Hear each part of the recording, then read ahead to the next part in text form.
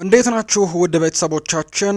ይህ አዲስ አትሌቲክስ የዩቲዩብ ቻናላችን ነው። የተለያዩ የአትሌቲክስ መረጃዎችን ወደ እናንተም የምናደርስበት ቻናል ነው። ዛሬም የሰማናቸውን አንዳንድ የአትሌቲክስ መረጃዎችን ወደ እናንተ ልናደርስ እነሆ ዳግም ተገናኝተናል። እስከ ፕሮግራማችን ፍጻሜ አብራችሁኝ እንድትቆዩ ነው በአክብሮት የምጋብዛችሁ። ወደ ቀዳሚው ርዕሰ ጉዳያችን እናመራለን።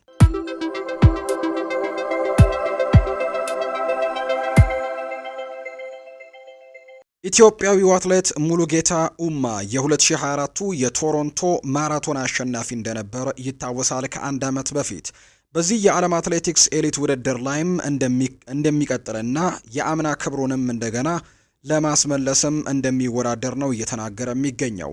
የ27 ዓመቱ አትሌት ለጥቅምት 19ኙ ይህ ውድድርም ዓላማ አድርጎ እየሰራ እንደሚገኝና ኢትዮጵያን በዚህ ውድድር አሸናፊ ለማድረግም እየተዘጋጀ እንደሚገኝ ተናግረዋል። ዓላማዬ ፈጣን ሰዓት መሮጥና ፈጣን ነገሮችን ማድረግ ነው። እንዲሁ ደግሞ ባለኝ አቅምም ሪከርዶችንም ለማሻሻል ጭምር እሞክራለሁ ሲል ጭምር ሐሳቡን ሰጥቷል። ሙሉጌታ በውድድሩ ላይ አምና አሸናፊ እንደነበር ይታወሳል። በመቀጠል ሁለተኛና ሶስተኛ የወጡት ሁለቱ ኬንያውያን አትሌቶች እንደነበሩ ይታወሳል። ዶሚኒክ ኒጌኖ እና እንዲሁ ደግሞ ኖህ ኪምቦይ ሁለተኛና ሶስተኛ ደረጃን ይዘው አጠናቀው ነበር። ዘንድሮ ግን ያንንም ውድድር በድጋሚ ለማሸነፍም እንደሚፈልግ ነው የተናገረው። ቀነኒሳ በቀለ ያነሳሳኝ አትሌት ነው ሲል ይናገራል። በአደባባይ ትራክ ላይ የሰራውን መስራትም ጓጉቼ ነበር። የሚያበሳጨው ነገር የኔ ጉዳት የምወደውን የአደባባይ ሩጫ እንዳሮጥም ከልክሎኛል። ነገር ግን አሁን የኔ አርአያ ከ2 ሰዓት 02 በታች መሮጥ እንደምችል አሳይቶኛል። ስለዚህ ልክ እሱ እንዳሳየኝ ደግሞ ፈጣን ሰዓቶችን ለመሮጥም ጠንክሬ እየሰራሁ ነው ሲልም ጭምር ሐሳቡን ሰጥቷል። የቶሮንቶ ማራቶንም ጥቅምት 18 እና 19 ላይ እንደሚደረግ ነው የወጣው መርሃ ግብር ይፋ ያደረገው። ከ20ኛው የዓለም አትሌቲክስ ሻምፒዮና ጋር በተያያዘ እንግዲህ ጋዜጠኛ ይሳቅ በላይ የነበረውን ሂደትም በትልቁ አጋርቷል።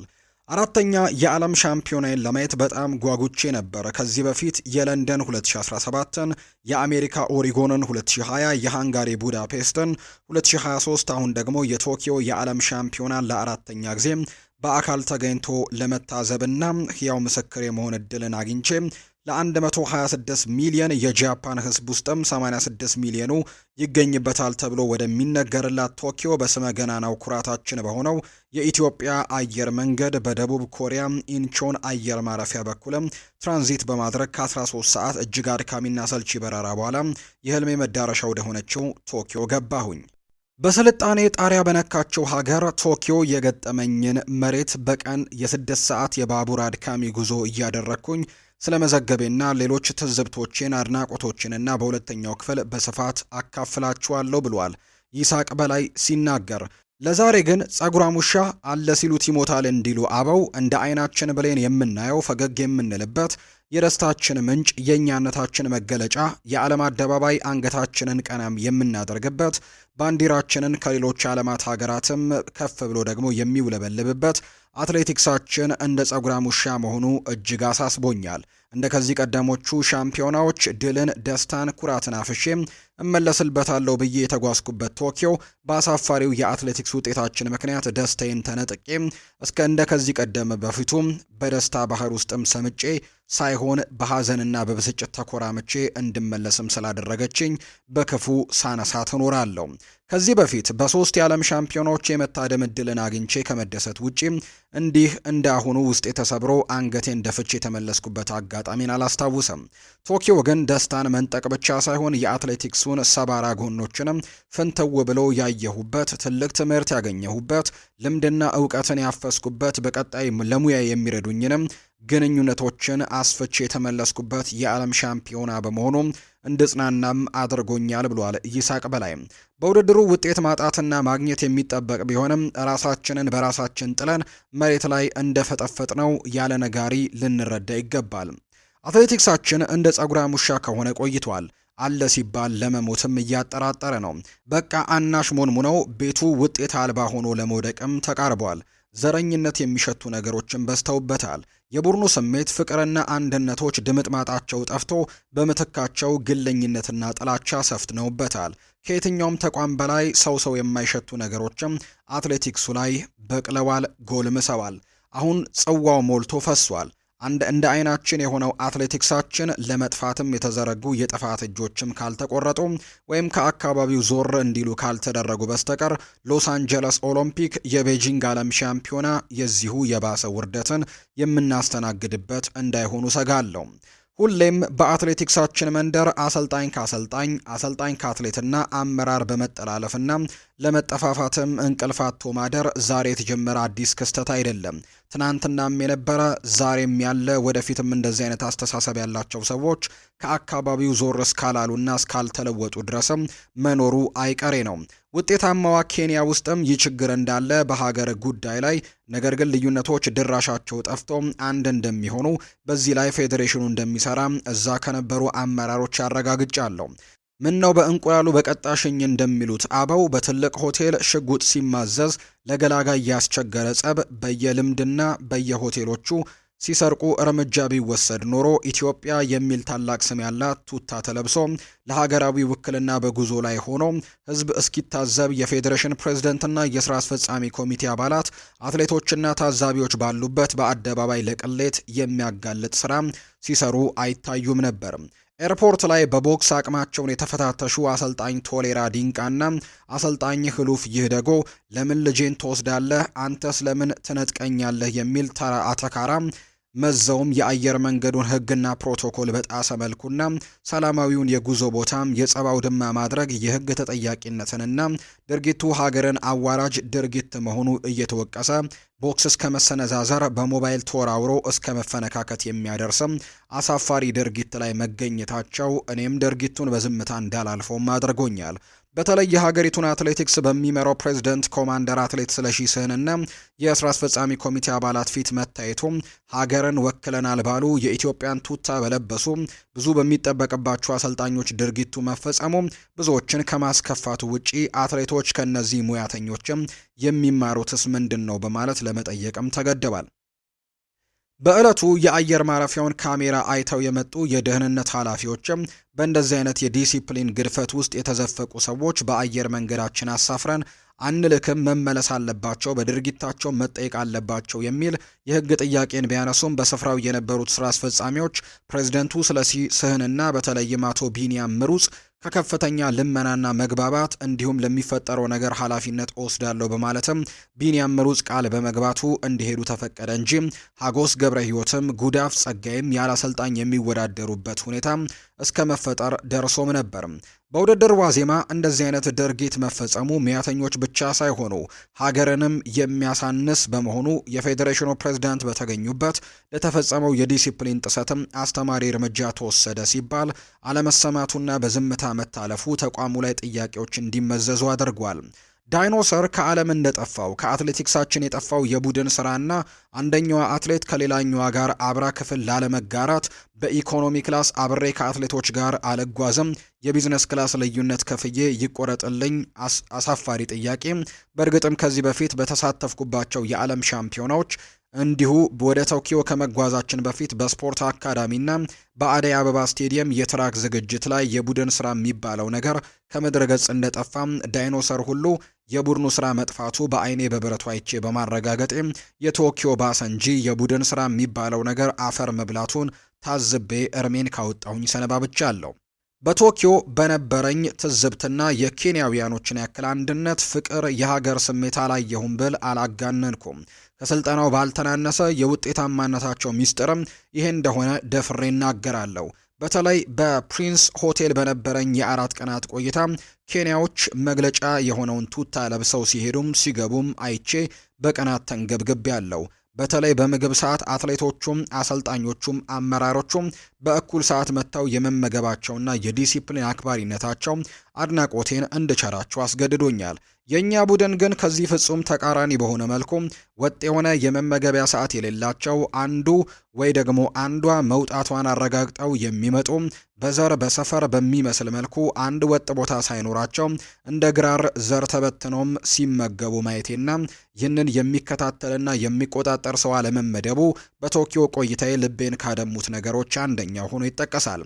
ሌላው በቶኪዮ ቆይታዬ የህመሜን ነገር ከጨመሩብኝ ነገሮች አንደኛው አዲስ አበባ ቤልቪው ሆቴል አንዷ አትሌት ከሌላኛዋ አትሌት ጋር ክፍል ላለማጋራት የሄደችበት ርቀት አገርን ድንበርን አቋርጦ ቶኪዮ ድረስ ተከታትሎን መምጣቱ እጅግ አሳፍሯል።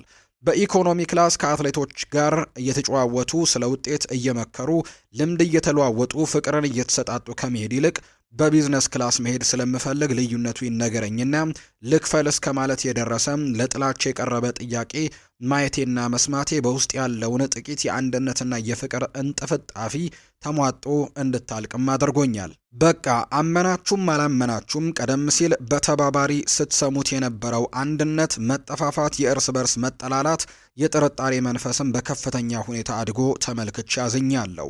ዳይኖሰር የተባለው ዝርያ ከምድረ ገጽ እንደጠፋው ሁሉ ከአትሌቲክሳችንም ድራሹ የጠፋው የቡድን ስራና አንዱ አትሌት ከሌላኛው አትሌት ጋር አብራ ክፍል ላለመጋራትና በኢኮኖሚ አብሬ ከአትሌቶች ጋር አልጓዝም፣ የዋጋ ልዩነቱን ከፍዬ በቢዝነስ ክላስ ልጓዝ አስገራሚ ጥያቄ አንድ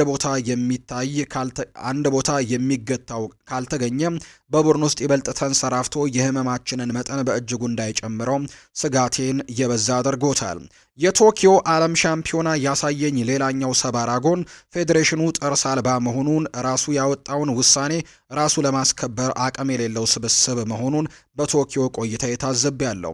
የኢትዮጵያ አትሌቲክስ ፌዴሬሽን ከአዲስ አበባ ከመነሳቱ በፊት የአሰልጣኞች ወይም ባሎች አትሌቶች ወዳረፉበት ሆቴል ድርሽ አይሉም፣ አግደናል፣ እርምጃም እንወስዳለን በማለት ውሳኔ ቢያስተላልፍም ውሳኔው ግን ቶኪዮ ላይ ማስከበር ችሏል ለማለት ግን አልደፍርም።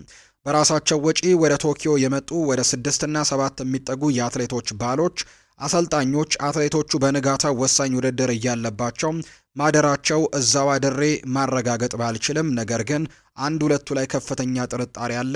በድብቅም ገብተው የሚያመሹ ከፍ ስልም ያደሩ መኖራቸውን መስማቴ ከውጤታቸው በኋላ የጥርጣሬን መጠን ከፍ አድርጎታል። ቀደም ባሉት የውድድር ዓመታት ባሎችና አትሌቶች በአንድ ክፍል እንዳያድሩ አይደለም እንዲገናኙ አይፈቀድም። በስልጠና ወይም በውድድር ወቅት ፕሪንሲፕል ሴት ከሴት ወንድ ከወንዶች ጋር የሚያርፉበት እንጂ ባልን ያሰልጣኝን ከሴት አትሌት ጋር አንድ ክፍል ላይ እንዲያድሩ ወይም እንዲያመሹ ማድረግ የጥፋቱ ተባባሪ መሆን ነው። እውነታው ይሄ ሆኖ ሳለ አሰልጣኞች ወይም ባሎች ውድድር ካለባት አትሌት ጋር እንዳያድሩ የሚለውን ውሳኔ ቶኪዮ ላይ በከፊል ተጥሶ ማየቴ ለቀጣይ እንዲማሩበትም መዝዤ አውጥቼ ለማሳየት ሞክሬያለሁ። ይህንን አባባሌን የሚደግፍልኝ አንድ ውጤታማና ስመጥር አትሌትም ስሟን ለመጥቀስ ለክብሯ ሲባል ከመጥቀስ ተቆጥቤያለሁ። ከባሌ ጋር እንዴት አመሸሽ ዋልሽ ተብዬ እጠየቃለሁ በማለት በብስጭት ለብሔራዊ አትሌቲክስ ቡድኑ ከተያዘው ፕሪንስ ሆቴል ወጥታ ሆቴሏን በግሏ እስከመያዝም ድረስ በመያዟ የአደባባይ ሚስጥር በመሆኑ የችግሩ ትክክለኛነትን ይጠቁማል። ትልቅ የሚመስለው አትሌቲክሳችን የዘነጋነው ትልቁ ነገር የስልጠና እቅድና ግብ አለመኖር ዋጋ ካስከፈሉ ነገሮች አንደኛው ነው። ከየት ተነስቶ የት እንደሚደርስ ግቡ ምን እንደሆነ የማይታወቅ አትሌቲክሳችን በዚህ ሰዓት የት ነው ያለው ብላችሁ ከጠየቃችሁኝ ኢትዮጵያ ብዬ በመልስ ተሳስተሃል እንደማትሉኝ፣ እንደውም በኔ እይታ ለውጤታችን መጥፋትም የሳምንት የወር የስልጠና እቅዶቻችን አለመኖር፣ ምን ሰራችሁ፣ ለውጤት የሚያበቃ ምን አይነት ስልጠና ሰጣችሁ ብሎ የሚከታተል ባለሙያ በዋናነት አለመመደቡ ውጤታችንን ተባብሮ ወደ ገደል ገፍትሮ ጥሎታል ብዬ በድፍረት መከራከር እችላለሁ።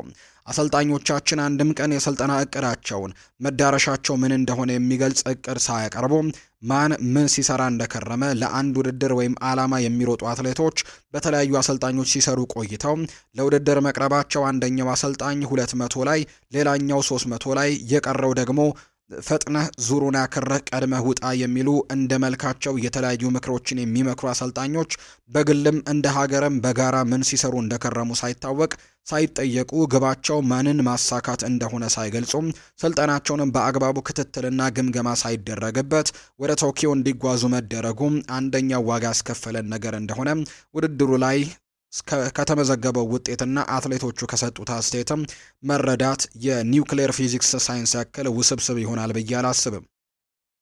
የ800 የ10 ሺና የ5000 ስፒድ የሚጎለውና የኢንዱራንስ ክፍተት ያለበት አትሌት አደባልቀው የሚሰሩ አሰልጣኞች በአደባባይ እየታዩ ስልጠናና እቅድ እንደማቅረባቸውና አለመጠየቃቸው በችግሮች ውስጥ የተደበቀው ሌላኛው ውጤት ያሳጣን ችግራችን ነው። አሰልጣኝ ቀድሞ ቶኪዮ ገብቶ አትሌት አዲስ አበባ ሲለማመድ እየታየና ግንኙነቶች መቋረጣቸው ግልጽ ሆኖ ጠያቂ አለመኖሩ ለወቀሳም እንድነሳ አድርጎኛል። ሌላው የአሰልጣኞች የእውቀት ደረጃ ከዘመኑ ስልጠና ጋር ያላቸው ጥብቅ ቁርኝነት ከዘልማድ ባህላዊ ስልጠና ጋር ስለመቆራረጣቸው ከውጪ ማኔጀሮች በሚላክላቸው ስልጠና እንደሚሰሩ ንፋስ የሚያወጣውን ወሬ መነሻ አድርገን አለመፈተሻቸው ያለፈው ብቻ ሳይሆን ቀጣዩንም ጊዜ በስጋት አሻግረን እንድንመለከትም ያደርገናል። በቀጣይ የተባለውን ብሔራዊ ቡድን እስኪገነባ ስልጠናቸውና እቅዳቸውን የሚከታተል የቴክኒክ ሰው መሾም ከሚደርስበት ውድመትም ይታደጋል። ይህ ሀሳብ የጋዜጠኛ ይሳቅ በላይ የታዘበውን ያጋራበት ጽሑፍ ነው። ውድ የአዲስ አትሌቲክስ የዩቲዩብ ቻናል ቤተሰቦቻችን ለዛሬ ያዝንላችሁ መረጃዎቻችን እነዚህን ይመስላሉ። ስለተከታተላችሁን፣ ስላደመጣችሁን ከልብ አድርገን እናመሰግናለን። መልካም ጊዜ ይሁንላችሁ።